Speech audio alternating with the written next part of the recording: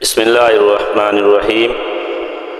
زمانہ قدیم میں ملک فارس میں ایک عظیم بادشاہ حکومت کرتا تھا۔ اس کی سلطنت ہر لحاظ سے خوشحال، مضبوط اور پرامن تھی۔ رعایا خوش تھی، خزانے بھرے ہوئے تھے، دشمن دبے ہوئے تھے، مگر بادشاہ کا دل ایک گہری پریشانی کی گرفت میں تھا۔ یہ پریشانی کسی بغاوت یا دشمن کی نہیں تھی، بلکہ اس کی اپنی لاڈلی، نازم پلی، اکلوتی بیٹی شہزادی ثنا کے رشتے کی تھی۔ بادشاہ چاہتا تھا کہ اپنی بیٹی کا نکاح کسی اہل، سمجھدار اور دیندار شخص سے کر دے تاکہ وہ اپنا باپ ہونے کا فرض ادا کر سکے، مگر شہزادی ثنا نے ایک غیر معمولی شرط رکھ دی تھی۔ شرط یہ تھی کہ جو شخص میرے 3 اشاروں کا صحیح مطلب سمجھے گا میں اس سے نکاح کروں گی۔ بادشاہ نے بیٹی کو بہت سمجھایا، درباریوں نے واسطے دیے، مگر شہزادی اپنے فیصلے پر قائم رہی۔ وہ کسی شاہی رتبے یا خاندانی شرافت سے زیادہ عقل، فہم اور علم کو معیار بنانا چاہتی تھی۔ اس کی یہ ضد تھی کہ جو میرے ان 3 سوالوں کے جواب دے گا میں اس سے شادی کروں گی۔ یہ اعلان ہوتے ہی آس پاس کی ریاستوں کے شہزادے، امیر زادے، نواب زادے جوک در جوک فارس کی سلطنت میں آنے لگے۔ ہر کوئی اپنی ذہانت کے جوہر دکھانے آیا، مگر سب شہزادی کے اشارے سمجھنے میں ناکام ہو کر واپس لوٹ چلے گئے۔ شہزادی کی شرط اب پورے خطے میں ایک چرچا بن چکی تھی۔ اسی ملک میں ایک نوجوان طالب علم رہتا تھا جس کا نام اعظم تھا۔ وہ علم دوست اور دیندار نوجوان تھا۔ اس کے والد ایک معروف استاد تھے جن سے بادشاہ کا، وزیر اعظم، شہر کا قاضی، درباری اور عوام سب نے علم حاصل کیا تھا۔ ایک دن اعظم نے اپنے والد سے کہا، بابا میں بھی محل جانا چاہتا ہوں، شاید نصیب میرا ساتھ دے دے۔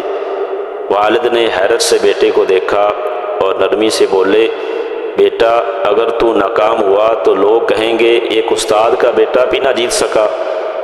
اعظم نے اعتماد سے جواب دیا، میرا باجان، بادشاہی خون والے شہزادے سب ہار گئے تو ایک عام طالب علم کی ناکامی کی حیثیت رکھتی ہے، لیکن اگر جیت گیا تو لوگ کہیں گے علم والے کا بیٹا علم سے جیتا۔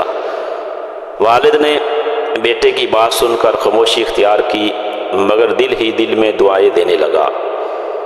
مقررہ دن آیا، پورا شہر محل کے بیل جمع تھا۔ دربار میں بادشاہ اپنے تخت پر بیٹھا تھا۔ ملکہ عالیہ شہزادی کے پہلو میں درباری، وزیر، قاضی اور عام لوگ سارے حاضر تھے۔ سب کی نگاہوں کا مرکز ایک عام لباس میں ملبوس، پر اعتماد، باوقار نوجوان اعظم تھا۔ شہزادی نے اپنے تخت سے اٹھ کر پہلا سوال کیا۔ پہلا سوال اس نے اپنے مخصوص انداز میں کیا۔ اس نے صرف اپنی شہادت کی انگلی آسمان میں فضا کی طرف بلند کی۔ پورے دربار میں سناٹا چھا گیا۔ اعظم تھوڑی دیر ٹھہرا، پھر نیت اعتماد سے شہادت والی انگلی کے ساتھ والی انگلی بھی اس نے بلند کر دی، یعنی 2 انگلیاں اس نے بلند کر دی۔ شہزادی نے مسکرا کر ماں کی طرف دیکھا۔ شاباش نوجوان، ملکہ عالیہ بولی، پہلا مرحلہ، پہلا سوال تم نے کامیابی سے طے کر لیا۔ شہزادی کا دوسرا سوال۔ اب شہزادی کرسی سے اٹھی اور ایک چمکتی ہوئی تلوار ہاتھ میں لے کر ہوا میں بلند کرنے لگی۔ کئی انداز میں تلوار کو گھمایا اور پھر بیٹھ گئی۔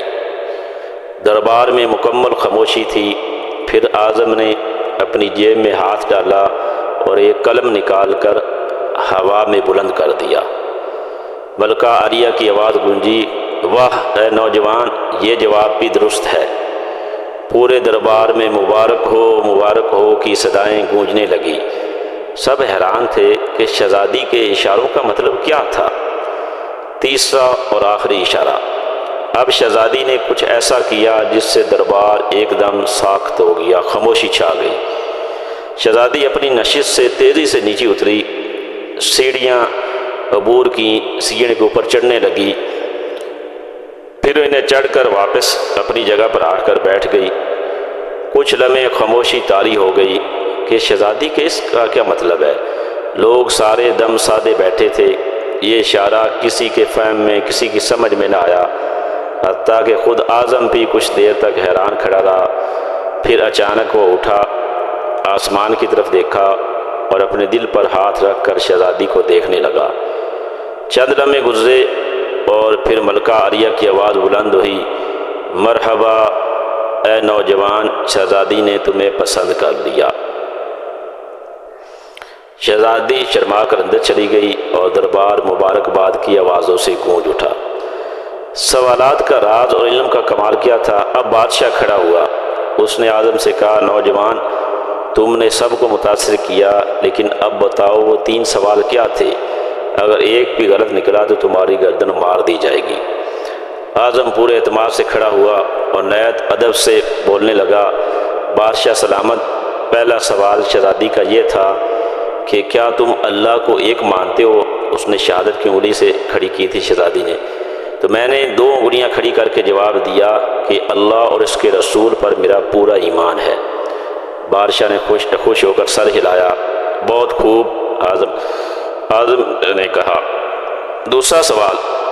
اعظم نے پھر جواب دیا کہ دوسرا سوال اس کا یہ تھا کہ تلوار سے بڑا ہتھیار کیا ہے؟ اس نے شہزادی نے تلوار اڑائی تھی، تو میں نے قلم بلند کر کے جواب دیا کہ قلم کا وار تلوار سے زیادہ اثر رکھتا ہے۔ ملکہ عالیہ بولی، درست فرمایا، یہی ہماری شہزادی کا سوال تھا۔ اب بادشاہ نے تجسس سے تیسرا سوال پوچھا، اور وہ آخری اشارہ سیڑھیاں اترنا اور چڑھنا یہ کیا تھا؟ اعظم نے آسمان کی طرف دیکھا اور جواب دیا، بادشاہ سلامت، شہزادی نے یہ کہنا چاہا کہ میں تھک چکی ہوں۔ میرا جسم نے تھکن محسوس کی، مگر میرا دل اب بھی بیدار ہے۔ تو میں نے جواب دیا، میں نے دل پر ہاتھ رکھا، تو میں نے کہا، دل ہی وہ عضو ہے کہ جو پیدائش سے موت تک بغیر تھکے دھڑکتا رہتا ہے۔ کبھی دل نے یہ نہیں کہا کہ میں دھڑکتے دھڑکتے اب تھک گیا ہوں، بلکہ وہ ہمیشہ دھڑکتا ہی رہتا ہے۔ دربار میں سناٹا تھا۔